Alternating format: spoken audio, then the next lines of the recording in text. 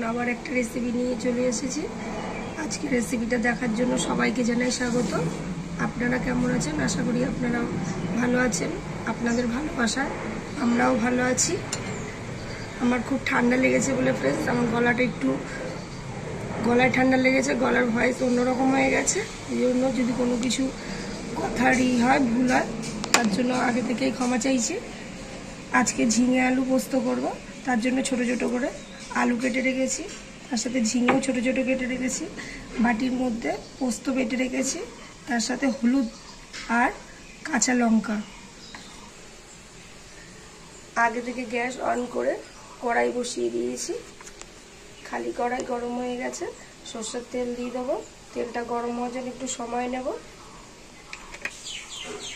তেল গরম হয়ে গেছে, ফোড়ন দিয়ে দেবো, একটা শুকনো লঙ্কা আর কালো জিরে ভেজে নেব। ভাজা হয়ে গেছে, ফোড়নের মধ্যে আলুগুলোকে দিয়ে দেবো।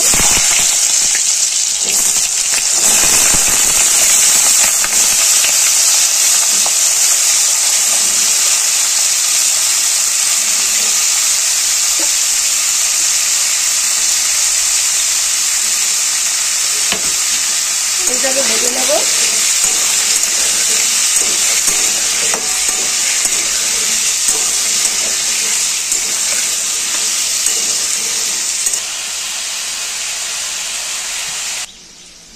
লাল লাল করে আলুগুলো ভাজা হয়ে গেছে।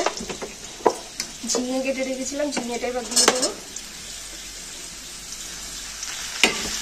ঝিঙেটা একটু নেড়ে চেড়ে ভেজে নেবো এর সাথে। ঝিঙেটা আলুর সাথে ভাজা হয়ে গেছে। পোস্ত বেটে রেখেছিলাম কাঁচা লঙ্কা দিয়ে, সাথে একটু হলুদ দিয়ে দিলাম। পোস্তটাকে একটুখানি ভালো করে কষিয়ে নেব। ফ্রেন্ডস, পোস্তটাকে দেখুন আমি পুরো একদম মিহি করে বাটিনি, একটু দানা দানা বেটেছি। খাওয়ার সময় খুব ভালো লাগে মুখে পড়লে। টমেটো, একটা ছোট টমেটো ছোট ছোট করে কেটে রেখেছি, টমেটোটাও দিয়ে দেবো। ভালো করে কষিয়ে নেব।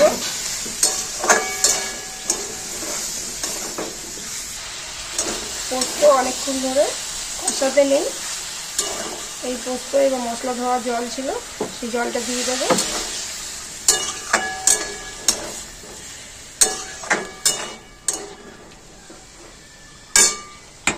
আমি আলু ভাজায় নুন দিইনি, ঝিঙেতেও নুন দিইনি যখন ভেজেছি। এখন নুনটা দেবো। আলুটার মধ্যে যদি নুন দিতাম তো খুব তাড়াতাড়ি গলে যেত, ভাজতে অসুবিধা হয়।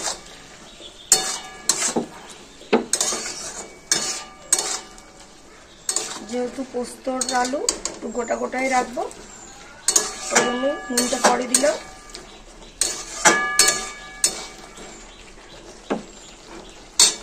ব্যাস হয়ে গেছে কষানো। এবার পরিমাণ মতন জল দিয়ে দেবো। পরিমাণ মতন জল দিয়ে দিয়েছি। দেখুন পোস্তটা মোটামুটি হয়েই গেছে, মাখা মাখা। নিয়ে এরকমই নামাবো। নামানোর আগে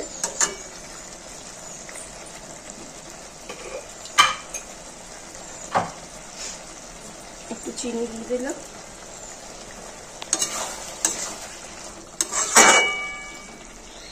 ঝিঙে আলু পোস্ত, উপর দিয়ে একটু কাঁচা তেল ছড়িয়ে দিলাম।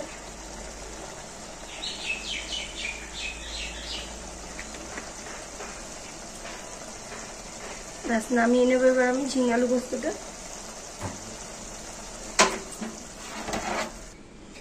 ফ্রেন্ডস, এই ঝিঙে আলু রেসিপিটা খুব ইজি, খুব তাড়াতাড়ি হয়ে যায়।